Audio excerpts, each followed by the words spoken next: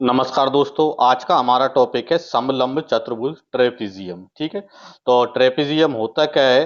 तो यहाँ पर देखें, वह चतुर्भुज जिसके आमने सामने की केवल दो भुजाएं समांतर हों और शेष दो भुजाएं कैसी हों? असमांतर हों, उस चतुर्भुज को हम कहते हैं समलंब चतुर्भुज। ठीक है, जैसे यहाँ पर आकृति में आप देख रहे हैं। ठीक है, जैसे यहाँ पर ए बी सी डी का एक चतुर्भुज है।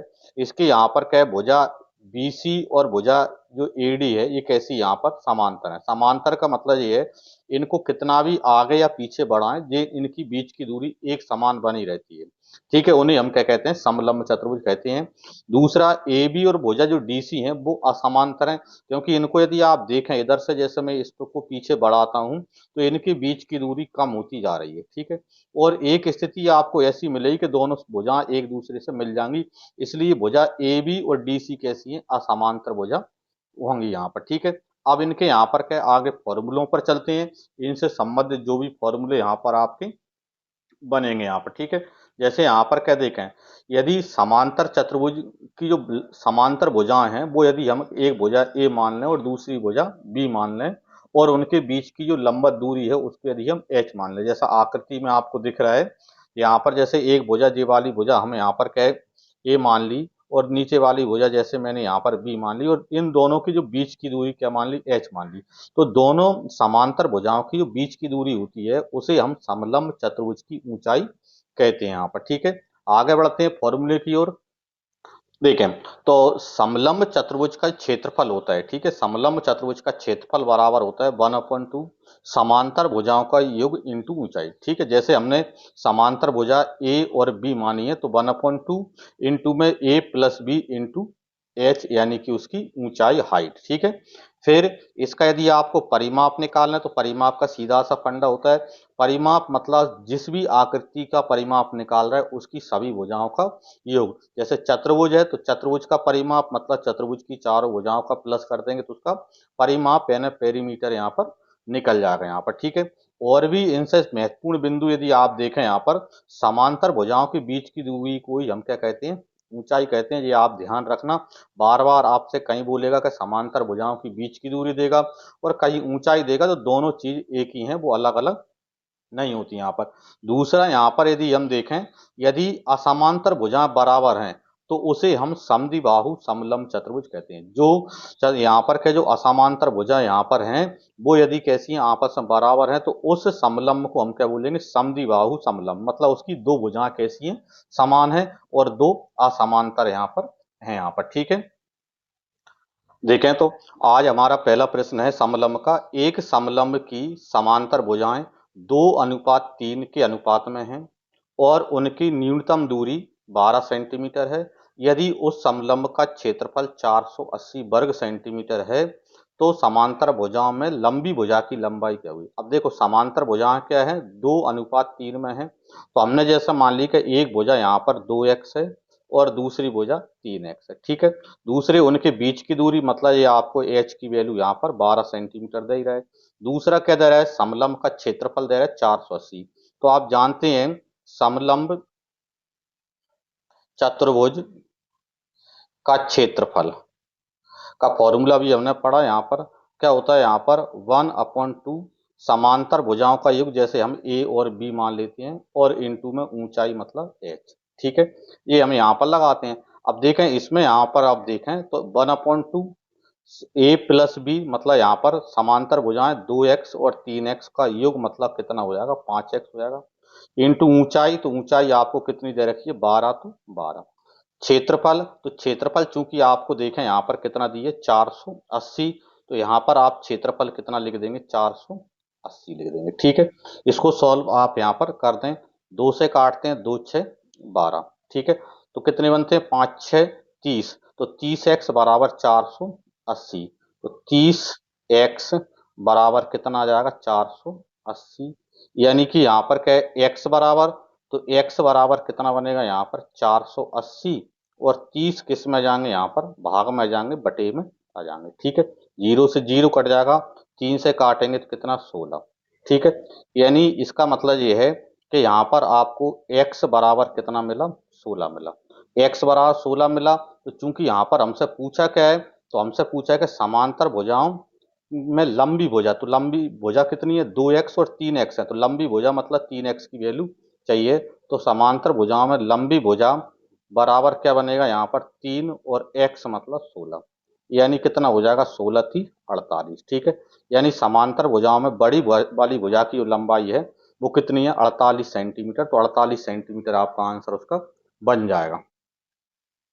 देखें, अगला प्रश्न हमारा है, एक समलंब का क्षेत्रफल 105 वर्ग मीटर है, उसकी समांतर भुजाओं की लंबाई 9 मीटर और 12 मीटर है, उस समलंब की ऊंचाई हमको पता करना है। ठीक है, तो हम जानते हैं समलंब चतुर्भुज का क्षेत्रफल अभी लगाया, तो कितना है समलंब चतुर्भुज का क्षेत्रफल 105 बराबर क्या होता है 1/2 समांतर भुजाओं का योग। तो समांतर भुजा कितनी है 9 और 12, मतलब 9 और 12 का योग यानी 21 इंटू ऊंचाई, तो एच अपन को पता करना है। ठीक है, देखें यहाँ पर, तो एच बराबर कितना आएगा यहाँ पर, देखो 105 तो है ही, अब एक दो ऊपर इंटू में चला जाएगा और 21 कहाँ पर जाएगा इसके भाग में जाएगा।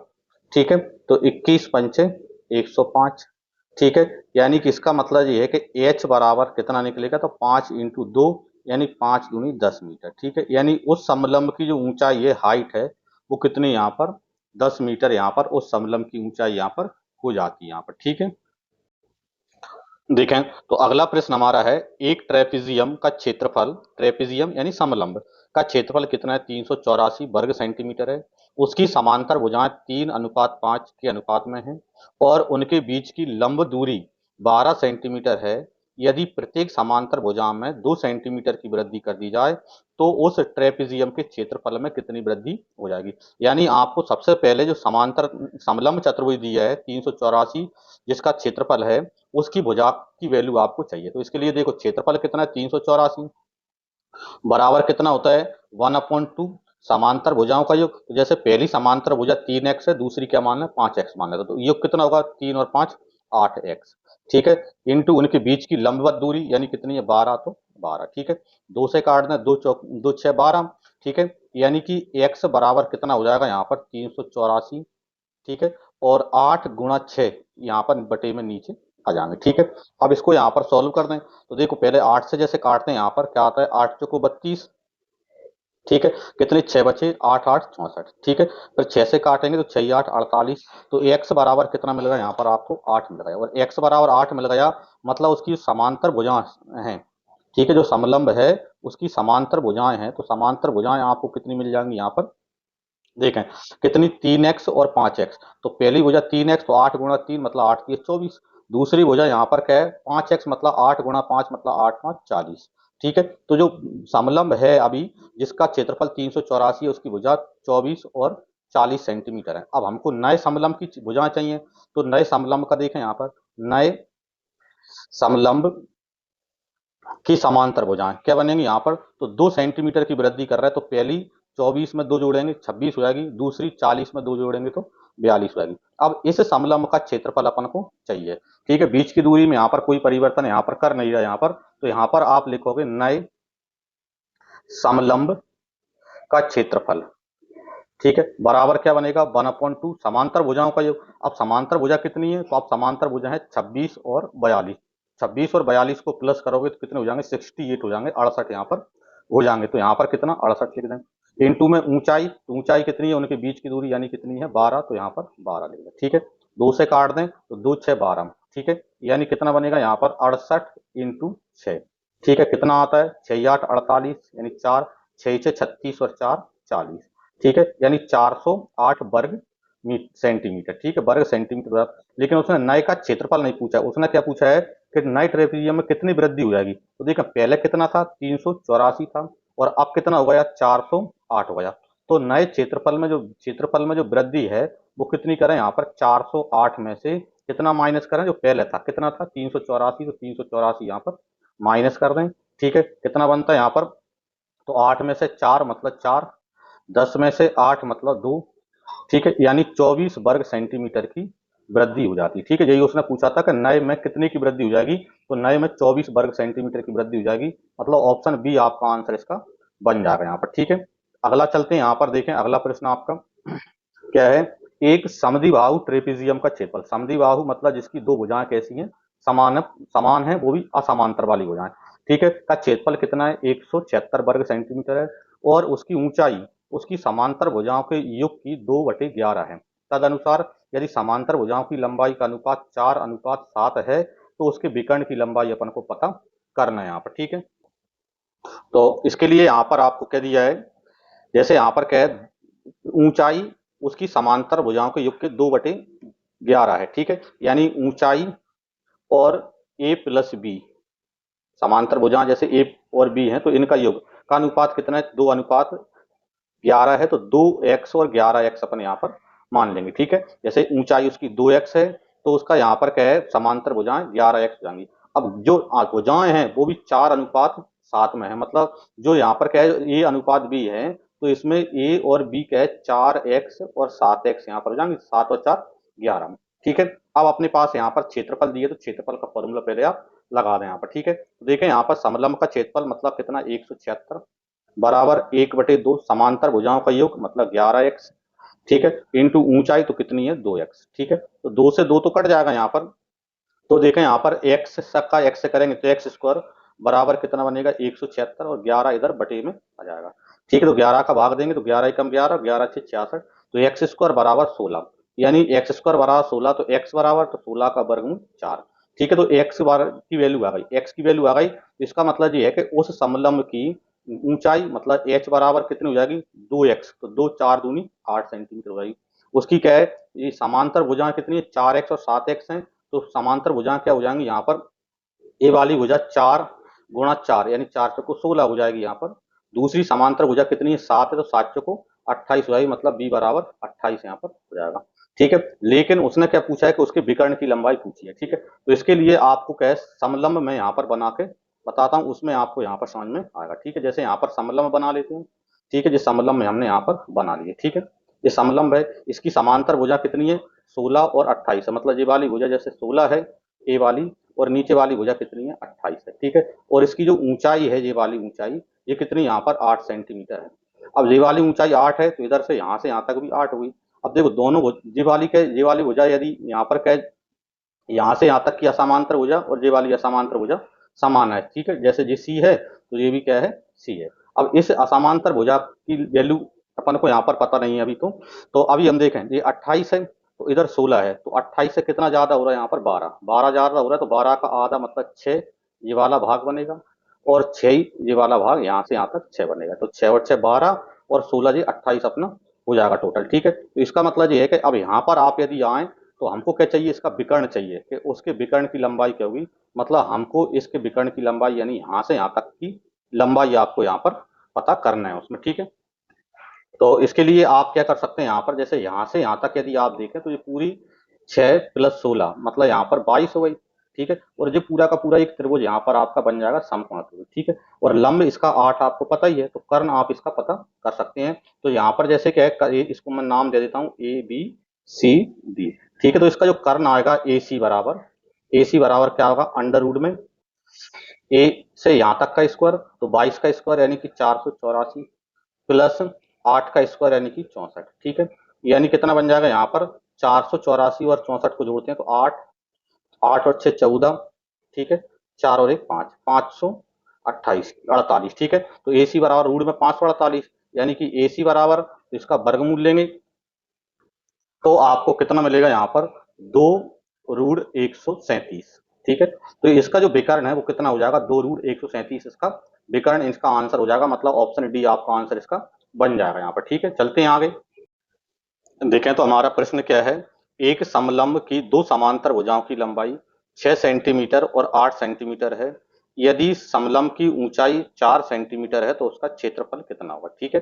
तो यहाँ पर सब कुछ दिया है, तो हम जानते हैं समलंब चतुर्भुज का क्षेत्रफल, ठीक है, बराबर क्या होता है 1/2 समांतर भुजाओं का योग, जैसे समांतर भुजाएं ए और बी हैं, और इंटू ऊंचाई जैसे एच मान लेते हैं, ठीक है। तो क्या हो जाएगा यहाँ पर 1/2 समांतर भुजाओं का योग, समांतर भुजाएं कितनी है 6 और 8 यानी कितना हो जाएगा 14, ठीक है। ऊंचाई एच, तो एच कितनी है 4 है तो 4, ठीक है। 2 से काटेंगे 2 दूनी 4, 14 गुणा 2 यानी 14 दूनी 28 वर्ग सेंटीमीटर, ठीक है। यानी उस समलंब का जो क्षेत्रफल है वो 28 वर्ग सेंटीमीटर उस समलंब का क्षेत्रफल। देखें अगला प्रश्न है हमारा, समलंब आकार के एक क्षेत्र का क्षेत्रफल 1440 वर्ग मीटर है, समांतर भुजाओं के बीच की लंबवत दूरी 24 मीटर है और भुजाओं का अनुपात 5:3 है, तो बड़ी भुजा की लंबाई क्या हुई। देखें यहाँ पर समलंब का क्षेत्रफल 1440 बराबर क्या होता है 1/2 समांतर भुजाओं का योग। तो जैसे समांतर भुजाओं का अनुपात 5:3 है, तो पहली भुजा आप 5x मान लें और दूसरी भुजा 3x मान लें, तो दोनों का योग तो 5 और 3 8x इंटू हाइट, उसकी ऊंचाई कितनी है 24 है, तो यहाँ पर इंटू ऊंचाई 24 लिख दें। ठीक है, तो कितना बनेगा, 2 से काटेंगे, 2 से काटा तो 12 आया। ठीक है, यानी x बराबर कितना आया 1440। ठीक है, और 8 और 12 बटे में जाएंगे, भाग में आ जाएंगे। ठीक है, 8 गुणा 12, तो 12 से काटेंगे, 12 12 144 मतलब 120। फिर 8 से काटेंगे तो 8 एकम 8, 8 पंच 40 15। ठीक है, तो x की वैल्यू आपको कितनी मिल गई यहाँ पर 15 मिल गई। ठीक है, लेकिन हमसे पूछा क्या है कि बड़ी समांतर भुजा तो 5x है, तो इसका मतलब क्या है बड़ी भुजा आपको चाहिए, तो बड़ी समांतर भुजा बराबर 5 और x मतलब 15 आपने निकाला, तो 15 5 75। ठीक है, यानी बड़ी भुजा की जो लंबाई है वो 75 मीटर बड़ी भुजा की लंबाई हो जाएगी, मतलब ऑप्शन ए आपका आंसर इसका बन जाएगा। ठीक है, देखें तो अगला प्रश्न हमारा है, एक ट्रेपेजियम का क्षेत्रफल 475 वर्ग सेंटीमीटर है, दो समांतर भुजाओं के बीच की दूरी मतलब ऊंचाई है और दोनों की लंबाई में अंतर 4 सेंटीमीटर है, तो समांतर भुजाएं पता करना है। तो समांतर भुजा, जैसे पहली समांतर भुजा आप यदि x मान लें, तो दूसरी समांतर भुजा कितनी हो जाएगी x प्लस में 4 क्या हो जाएगी, क्योंकि दोनों में 4 सेंटीमीटर का अंतर है, मतलब पहली भुजा यदि x है तो दूसरी 4 बड़ी मान लो, और दूसरे को आप x माइनस 4 भी मान सकते हो। ठीक है, दोनों के बीच की दूरी मतलब h की वैल्यू आपको पता है 19 सेंटीमीटर है। अब क्या दिया है, क्षेत्रफल 475 है, तो क्षेत्रफल 475 बराबर क्या होता है क्षेत्रफल समलंब का, तो 1/2 समांतर भुजाओं का योग, तो समांतर भुजाएं क्या है x और x प्लस 4 दोनों को प्लस करेंगे तो 2x प्लस 4 यहाँ पर हो जाएगा। ठीक है, इंटू में ऊंचाई मतलब यहाँ पर 19। ठीक है, अब यहाँ पर क्या है, इसमें देखें यहाँ पर 475।